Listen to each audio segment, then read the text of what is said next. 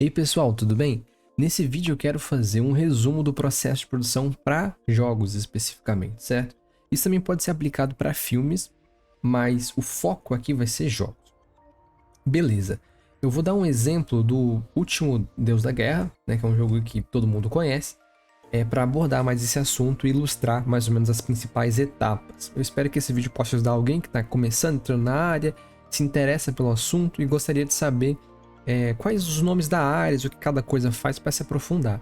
Novamente, é um resumo e eu gostaria de deixar claro que eu trabalho com a parte de produção, não trabalho com pré nem pós-produção. Então, eu vou acabar simplificando demais essas outras áreas justamente por eu não conhecer em profundidade. Então, mas, enfim, eu espero que vocês entendam e caso alguém consiga acrescentar mais alguma coisa importante que eu deixei passar, será mais que bem-vindo. Certo, então, como eu falei, são três principais etapas: pré-produção, produção e pós-produção.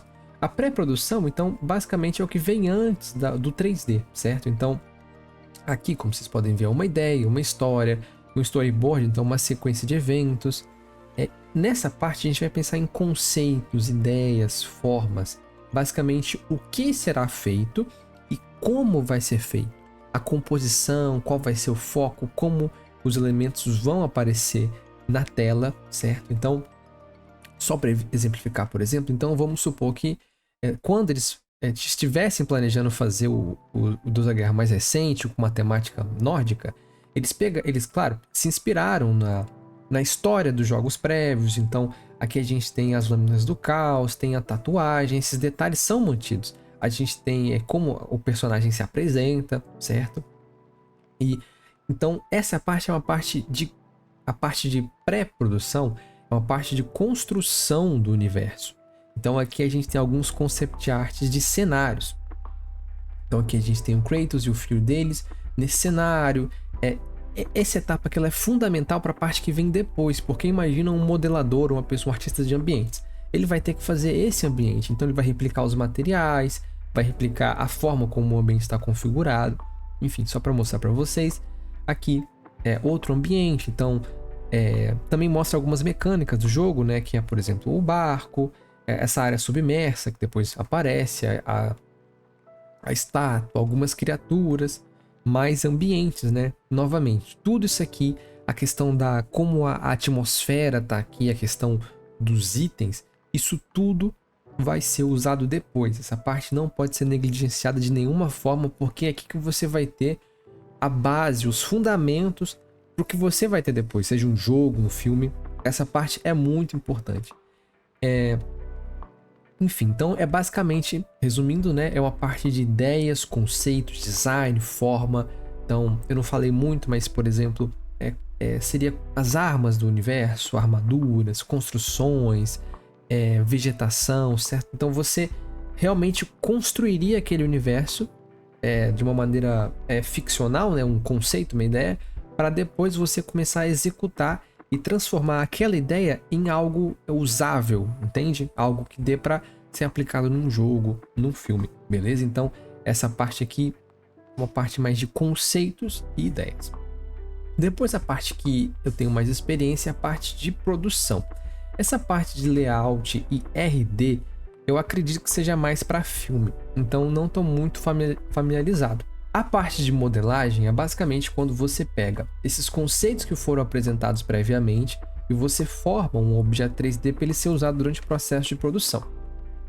Então, eu trouxe alguns exemplos do Deus da Guerra, né? Então, por exemplo, desde pedras, alguns elementos de cenários, estátuas, alguns artefatos, enfim, pontes, caixas, tudo que está presente aqui, de certa forma, vai ser transmitido para um objeto que vai estar lá dentro da cena. Então a gente vai ser modelado, pode ser uma escultura, pode ser, enfim, algo mais simplificado, mas basicamente, então, as armas, armaduras, personagens. Então aqui, por exemplo, o Kratos com mais detalhes, os poros tudo certinho, as vestimentas dele, tudo que tem aqui, tudo que tem nessa parte de conceito, ideia, a gente vai aplicar depois nessa parte de construção efetiva dos objetos. Beleza, uma vez que a gente tenha o nosso modelo, a gente vai aplicar a textura. Você vê que aqui no coelhinho do exemplo, né, ele está ganhando uma cor e o rapaz está com um pincel. Basicamente é isso. Então, são as cores, as características, os materiais que formam, mas não só isso. Por exemplo, aqui a gente tem as cores, tem os objetos danificados, tem diferentes materiais, partes metálicas, não metálicas, alguns materiais mais reflexivos, outros menos reflexivos. Tem objetos mais complexos, como cristais, vidros. Além da forma, você vai acrescentar características de material, de superfície aos objetos, certo? Então, para os personagens tem as superfícies, tem a tatuagem, por exemplo. Você vê que a tatuagem, ela não tá na escultura, né? Porque ela não é alguma coisa com relevo, ela é cor, certo? Então a tatuagem, por exemplo, vai ter uma cor, vai ter características diferentes da pele. Essa é a parte da texturização. O rigging é basicamente, como eu posso explicar? O seu corpo, ele tem pontos de flexão e inflexão. Então, se você pegar o seu pescoço, você pode mover para um lado, para o outro, para cima, para baixo, mas vai chegar num ponto que você não vai conseguir ir mais para cima ou ir mais para baixo. Então, você tem um certo intervalo que você pode se movimentar. Então, o rigging, de maneira bem resumida, é basicamente isso. É você definir os pontos de flexão e inflexão do personagem. Eu tenho um videozinho que eu separei para auxiliar vocês. Só deixa eu tirar o pull ref daqui. Pronto, só um segundo. Opa, aqui. Então, nesse exemplo aqui, que eu peguei do YouTube rapidinho. Então, a gente tem os ossos do personagem, né? Vamos chamar assim. E esses ossos permitem que o personagem se movimente em alguns eixos e outros não. Então, a partir do momento que você consegue fazer esses pontos de flexão e inflexão, você pode movimentar o personagem. Então, por exemplo, eu vou dar um play aqui só para mostrar. Então, percebam que o personagem aqui tem os ossos, né, que formam as pernas dele, e a partir disso você consegue movimentar o personagem seguindo essas limitações de onde ele pode se mover e onde ele não pode se mover, beleza? Então, é basicamente isso. Pontos de flexão e inflexão. Beleza. Uma vez que a gente já tenha o nosso rig, né? Então, onde o personagem pode se mover, a gente pode animar ele, né? Então, realmente dar vida ao personagem. No caso aqui do jogo, seria animação de ataque, de pulo, correr, andar, até as próprias cutscenes, né? Então, não é nem o jogador que está controlando, né? É uma coisa pré-feita, certo? Então seria realmente você usar esses pontos de flexão e inflexão para você movimentar o personagem. Eu tenho outro exemplo aqui que eu separei para você. Então aqui eles usam, pelo que eu vi, eles usam bastante mocap, né? Enfim, aí entra as técnicas e como as coisas funcionam, mas basicamente é isso. Então a gente tem a nossa malha 3D, certo? Então tem o personagem que foi esculpido, foi texturizado. E uma vez que você tem um rig, você pode enfim, animar o personagem realmente da vida.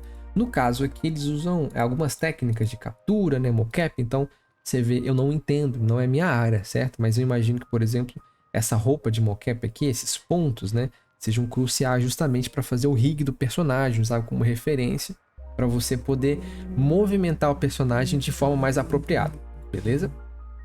Bem, o próximo ponto que a gente tem aqui são o VFX, são efeitos visuais. Também não é minha área de foco, mas entendam, pelo que eu entendo, pela minha experiência, são partículas, certo? Então são coisas que não são necessariamente objetos 3D, não são meshes, né? Não é um objeto clássico. Então, por exemplo, fogo, faísca, fumaça. Novamente eu separei mais um exemplo aqui para vocês verem nesse segundo vídeo aqui. Então, deixa eu tirar o som. Você vê que o Kratos está nesse ambiente aqui com o filho dele, né? E vocês veem esses raios saindo, essas partículas voando. A atmosfera, então vocês podem ver um pouco de neve também, ó. Deixa eu ver, então, ó, desmoronou. Vocês podem ver que tem uma fumaça, tem a neve caindo. Então, pelo pouco que eu entendo que não são malhas, né? Não são meshes, mas são partículas, ó. Então, ele empurrou. Vocês veem que sai essa fumaça, essas coisas caindo. Isso não é um objeto 3D. Eu realmente não entendo nada desse processo, mas basicamente esse seria um efeito visual. Então, ó, encostou, a neve caindo, fogo, faísca. Acho que deu para entender o ponto. Então, beleza, a gente já tem essa parte. A iluminação. A iluminação tá por último aqui, mas ela é muito importante. A iluminação, ela vai dar a atmosfera que você quer transmitir. Ela vai ter uma influência muito grande sobre as cores do seu cenário. Então, se vai ser de dia, vai ser de noite, se vai ter alguma luz secundária, né? Uma lanterna, uma tocha, como aqui no caso, né?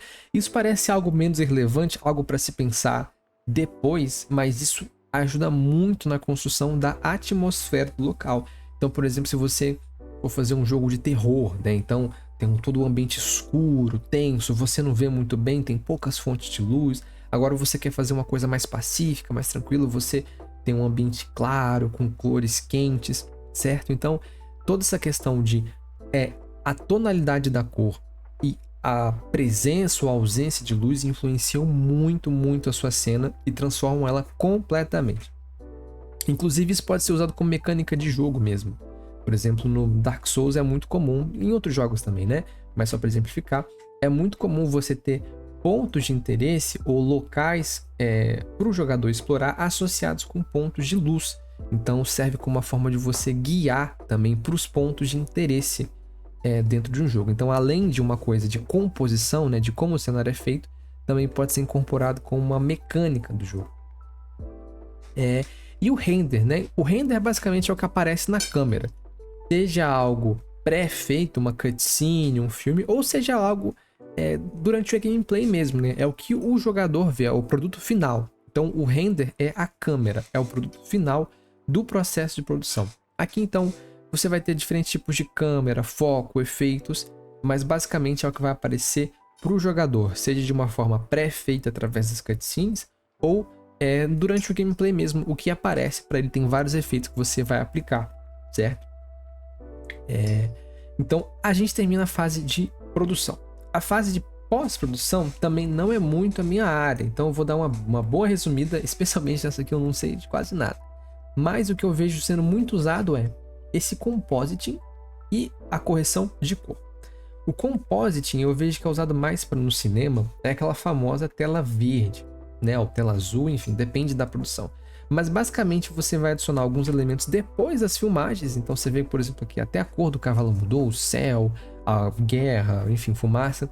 Você adiciona esses eventos depois do que foi gravado. Para jogos, geralmente a gente coloca tudo dentro da engine. Então não sei como funcionaria isso, essa questão de composição dentro dos jogos, porque ela já é feita lá dentro, entende? Não é feita depois, não é um processo posterior, ela já está tudo lá. Então eu realmente não sei, se alguém souber me explicar um pouquinho melhor, eu agradeço. A parte de color grading, né, o tone mapping, né, que é essa parte aqui, color correction, seria basicamente você mudar ou influenciar as cores de alguma forma para dar alguma ideia, favorecer algum aspecto. Então, por exemplo, se eu quero chamar mais atenção para uma parte da tela, eu posso dar um foco maior, posso dar uma cor mais contrastante, ou eu posso mudar a tonalidade novamente, assim como a luz, né, tá bem conectado com a luz. Eu posso deixar um ambiente mais frio, mais intimidador, um ambiente mais quente, mais agradável. Mas aqui a gente vai manipular as cores com o objetivo de, enfim, transmitir uma sensação melhor. Então você vê, por exemplo, aqui, não sei se a filmagem é original, né? Mas você vê o personagem completamente pálido. Mas então é isso, tem 3 fases iniciais. Uma fase de conceito, de ideias, de história, composição, onde você vai planejar o que vai ser feito. A parte em que você efetivamente faz o que foi planejado. E a parte em que você adiciona alguns detalhes, assim, algumas correções ou algumas coisas que faltam. Eu realmente tô devendo o pessoal da pós-produção, mas basicamente é isso. É você acrescentar alguns elementos, modificar algumas cores. E bem, eu acho que é isso. Esse é um resumo mais ou menos do processo de produção. Se você quiser aprender um pouco mais sobre produção, aqui no canal tem alguns conteúdos relacionados. Então, por enquanto, tem mais coisas de modelagem e texturização, acho que não tem, para ser sincero, enfim. Mas tem uma introdução ao Blender, tem o tutorial da ilha, o tutorial de Hard Surface. Então, aqui pode ser um bom começo de você começar a entrar nesse mundo 3D de forma gratuita, certo? Para quem acompanha o canal há um pouquinho mais tempo, eu tô um pouquinho sumido, mas é por coisa boa. Então, mais oportunidades de emprego, coisas boas para mim, é por isso que infelizmente tem que estar um pouquinho mais ausente. E caso você tenha interesse, por favor, se inscreva, deixe um like, Deixe uma sugestão de vídeo, coisas que você quer ver aqui, coisas como eu posso ajudar vocês, certo? Eu também criei um server no Discord, então, por favor, dê uma olhada lá. Caso vocês queiram tirar dúvidas, sugerir vídeos ou trocar uma ideia, só entrar lá e me chamar, beleza? Então, é isso. Eu agradeço que você tenha assistido e até a próxima.